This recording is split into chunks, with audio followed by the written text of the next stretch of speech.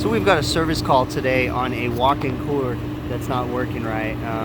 I'll show you guys pictures of the evaporators right now. That thing's pretty dirty, and this condensing unit is pretty messed up too. So we're gonna get going on it and we'll see what we can capture on video. Okay, so these evap's are in really bad shape. They're very dirty and deteriorating. So that doesn't help either. And they have the doors open right now, so. Have not applied service gauges yet, but I do see oil everywhere. So before we apply service gauges, we're gonna look for a leak because it's obviously a big leak right in this area. Currently the condensing unit is running and the fan cycle switch has turned the condenser fan motor off. I do have an air probe in the box. It's like the lower temp is R, that's our 44-degree box temp right now. So we will see.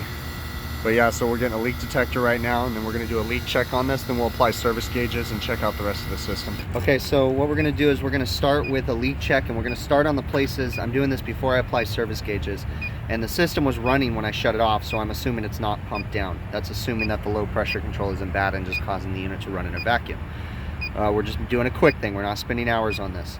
So what we're gonna do is we're gonna leak check the spots that we gotta put our service gauges on, okay, before we disturb that area. So we're basically gonna run around the cap, and then we're gonna run around this cap and see if we can find a leak. See, we're picking up a leak, so we're gonna bring our leak detector back. I'm using the DTEC Select. Let it zero out. Then we're gonna take it back to the source and see if we can pick up that leak again.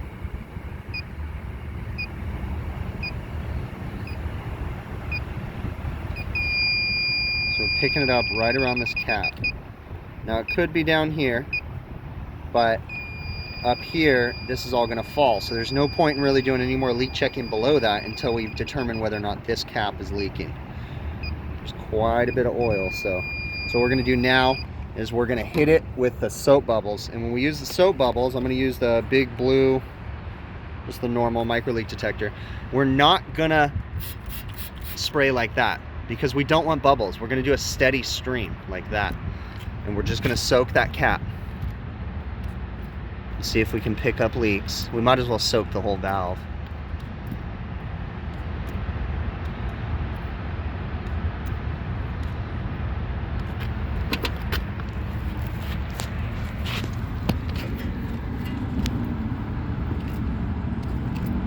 Again, trying to spray without getting the bubbles.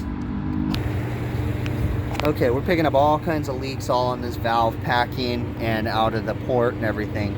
Not really ones that the bubbles are showing up, but there's leaks all in there. So we know that's a problem. So that's all I wanted to do was leak check that.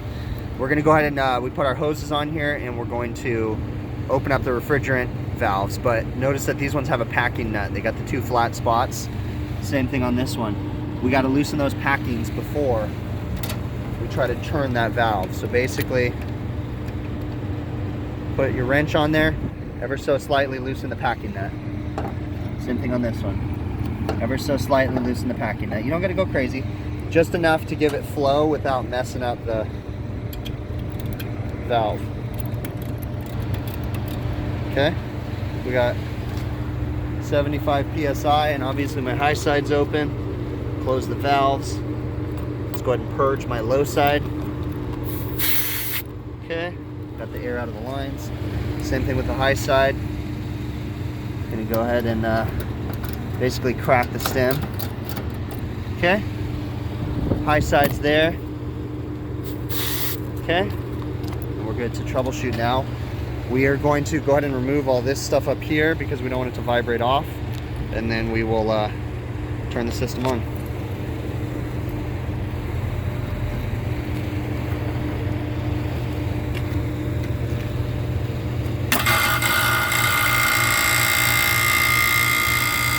Sounds healthy.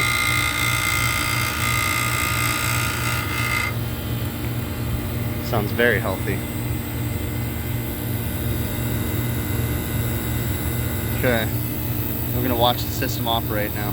So while it was running, we had a clear sight glass, but what I did was I bypassed the fan cycle control, sorry if you're in the wind, and dropped my head pressure way down. Let me turn this back on right now.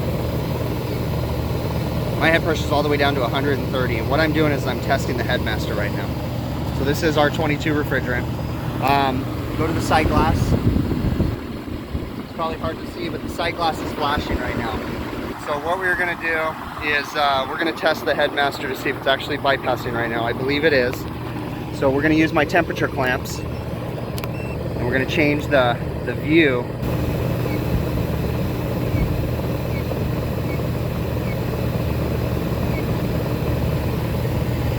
Okay, so I changed the view to where now we see suction line and liquid line, okay?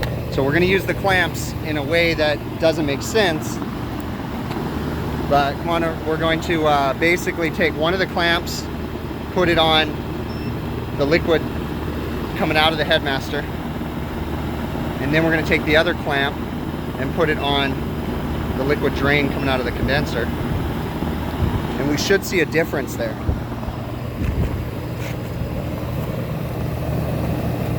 And we really don't see much of a difference at all. 68, 67. We should see more of a difference. And what we'll do, we should see, I moved my clamp to the discharge line, and now we're gonna see a major difference. So we have 128 discharge temp, basically, and then we have a 69 degree coming out. So we're not really, it doesn't look like the Headmaster's bypassing, but I think it's bypassing a little bit, because all of a sudden when I brought the head pressure down this low by putting the screwdriver in the fan cycle control, the head pressure dropped and the sight glass started flashing. So yeah, we're gonna go ahead and clear up that sight glass, and then we'll check and see what our difference is across that Headmaster then. As I'm charging, I'm paying attention to, every once in a while we shut off the gauges and make sure it's not pumping down, because you don't want to fill it up while it's trying to pump down. We are getting close to set point, because that's my box temp, 39 degrees, via the air temp probe. But yeah, we're not pumping down yet, so we're just adding gas and clearing the sight glass, which is probably difficult for the camera to see, but it's almost clear. But that doesn't mean it's enough gas, because it's, well, 60 something degrees outside right now, so just to clear that on a 60 degree day doesn't necessarily mean it's going to be enough gas.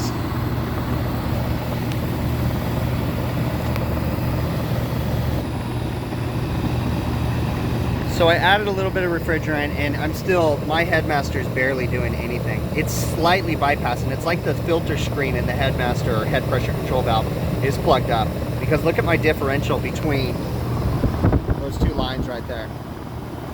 It's barely anything. So yeah, we've got a restriction in the Headmaster, so it's not doing its job.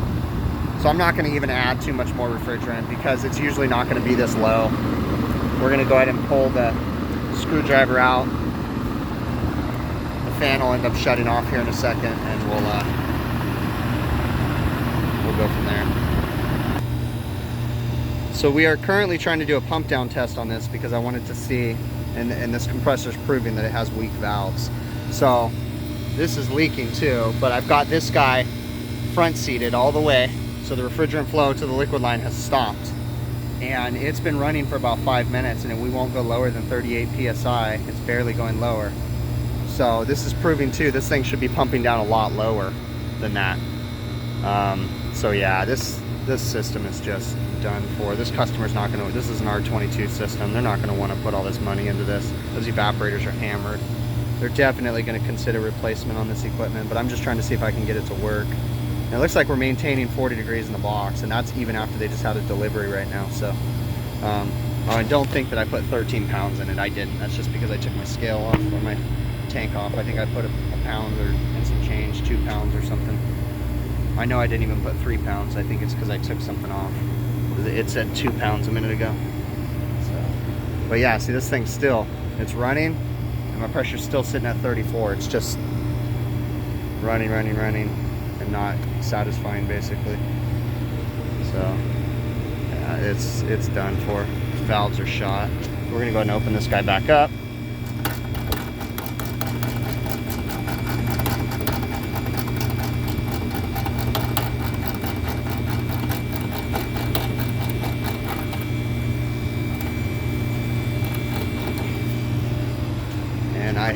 tried shutting it off via the time clock, so open that back up. And so what I did was I did the time clock first, because the time clock controls this liquid solenoid valve, and I noticed nothing was happening, so I manually used the valve. So we're coming back up and running again. But as you can see, the other thing I noticed too, I don't know if you guys caught it, when I pulled the screwdriver out of that fan cycle control, it didn't shut the fan motor off, and the fan cycle control is sticking. I just took a wrench and whacked the control and it turned it off. So it's just like a million things wrong with this thing. So I think they're gonna maintain. All right, we had a service call on a walk-in cooler that just wasn't maintaining temp properly. What we found was that the unit had a series of problems. The evaporator coils were plugged up. This customer does not do a normal routine preventative maintenance. We had multiple leaks at the condensing unit on all the different valves. Okay, I didn't even leak check the evaporators, because at the same time the evaporator coils were deteriorated beyond repair, so there's really no point. Okay, then on top of that, we had a compressor that had weak valves, so it wasn't pumping properly, and the unit had a bad head pressure control valve. Okay, so because we could not get the head pressure control valve to bypass. Then actually the time clock was stuck. It wasn't keeping time, and the fan cycle control was sticking also. So it was just a huge list of problems. Okay, so we brought that all up to the customer, and they actually opted for replacement. So we will get some video of that when that replacement happens. Okay, cool. Have a nice day.